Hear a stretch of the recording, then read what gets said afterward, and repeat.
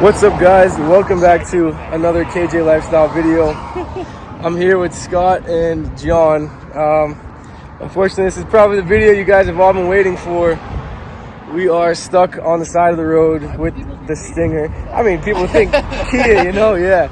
So I took it in for the AC because it wasn't working, and it ended up being an evap core. So they installed it. AC was working.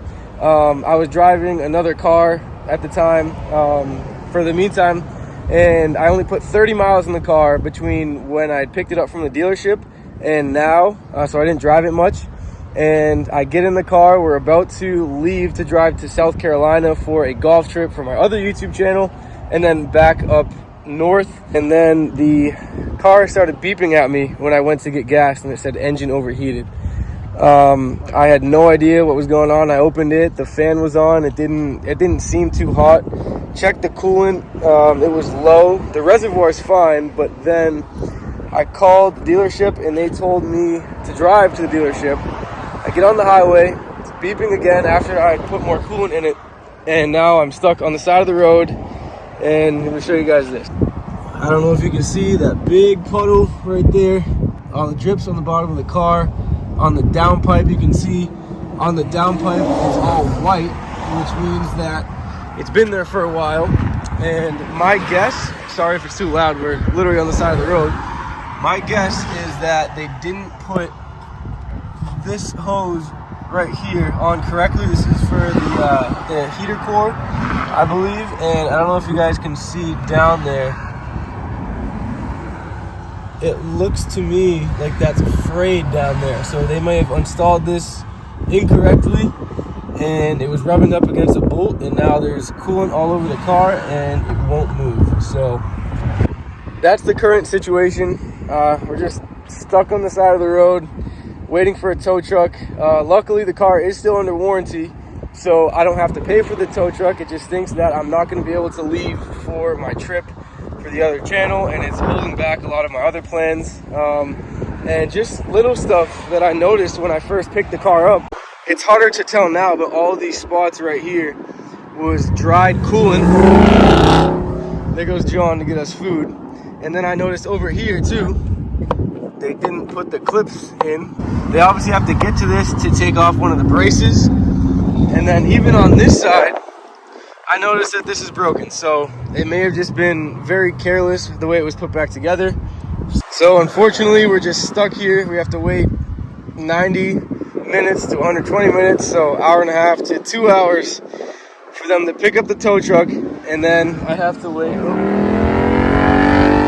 here goes John again. Then we gotta bring it to the dealership, take it there at 7 a.m. on the dot, and I'm gonna go in with the guys to see exactly what happened, because this is obviously not ideal.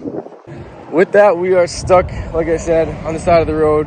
We sent John to get some food, and for the meantime, we're just gonna hang out until the tow truck gets here and see what goes on tomorrow.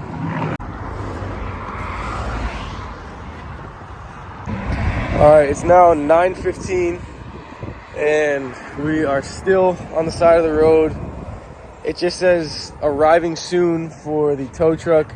I put a request in with AAA, and it said 998 minutes. So I don't know what's going on with that.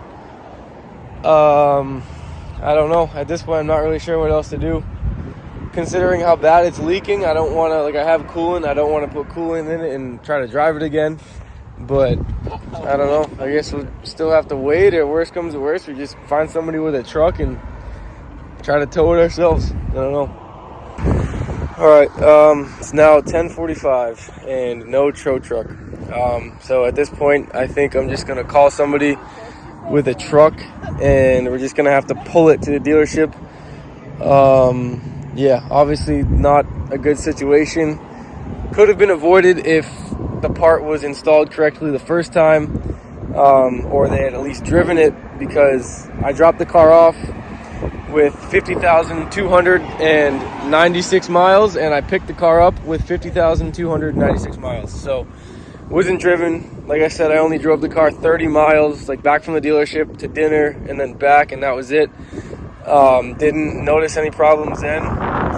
And of course, right before I was going to leave for this trip, this happened, but then again, better it happened now than while we were on the way up there on 95. So I guess I'll keep you updated if we get a tow truck or if we have to pull this. All right, time is now 11:30 and the tow truck has finally arrived. Yeah, this has been quite an interesting experience, but we're gonna get this thing loaded up, go to the dealership, and then figure it out tomorrow morning. I highly don't recommend Kia roadside assistance. Yeah.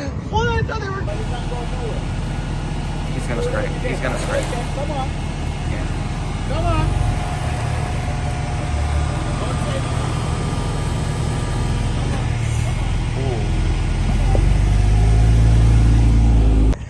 All right, so as you can see, the service thing behind me, it is now 12:15. Finally got the car on a trailer and towed it to the dealership. The gate was locked at the dealership, so I had to leave it at the front gate.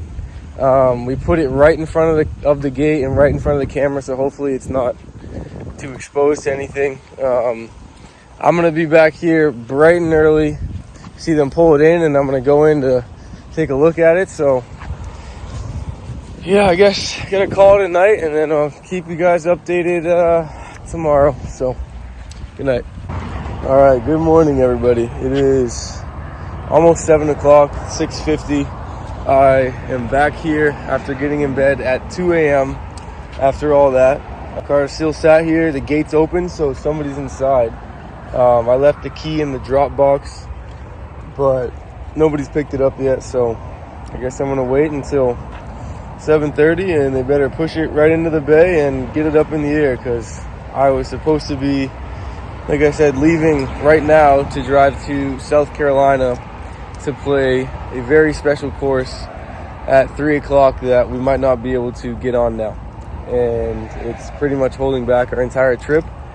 Like I said, just like a small mistake that, or I don't even know, the carelessness or something that somebody made, one of the techs here, and now it's putting a halt to multiple people's plans. So do stuff right. All right, so it's now just past 7:30. I started the car and drove it up to the service garage.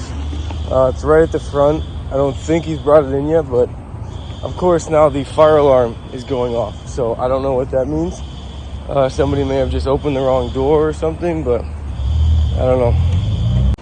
All right, so it's now 9 o'clock. The car is in there and it was on the lift. I went in and I actually talked to the tech that worked on the car. I'll put a video here. As you guys can see, there's 2 hose clamps that are on the inlet and the outlet hoses for the heater lines, or the heater hoses, and hopefully it was just one of those clamps that wasn't on there correctly, or I talked to my dad who's a mechanic, and he said that sometimes those clamps are one-time use, and when you stretch them out to take the hose off, they won't really squeeze as tight as they used to. So hopefully they just have to put new clamps on, fill it up, and we'll be good to go. But keep you updated.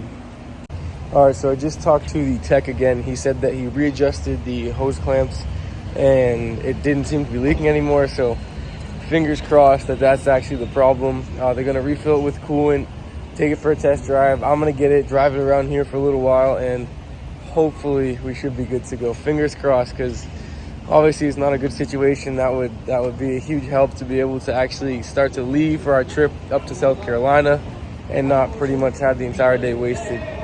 So fingers crossed, praying that it's just a hose clamp. So all right, so it's now 11:45 and he came out and said he thinks they got it. So still gonna wait. There's really not much else I can do. Hopefully they can just, if it builds pressure and holds, they can take it for a test drive, and then I'll drive it, and then we'll be good to go. But I've been here for 5 hours now, so not fun.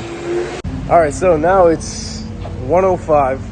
I picked the car up actually about a half hour ago, and I drove it to like down the street, probably about 10 miles, and I came back to get another car that I had here, that I was using while the Stinger was here. And so far so good.